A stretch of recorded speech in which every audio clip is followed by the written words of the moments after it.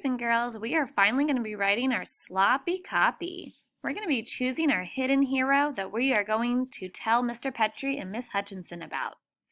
All right, so first things first, we need to choose our hidden hero. So go ahead and think, who do you want to write about, and write the hero on this line. Go ahead and pause your video while you choose your hidden hero. All right, so after you chose your hidden hero, we are now going to illustrate, which means draw, our hidden hero, and we're going to write a beautiful sentence. Now, this is our sloppy copy, so it's okay if we make some mistakes because we're going to edit at the end.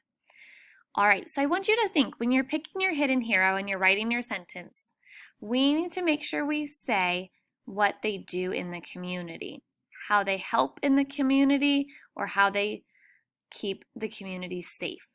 So go ahead and draw your hero doing their job in the community, and then you're going to write your sentence to match of how your hidden hero helps our community.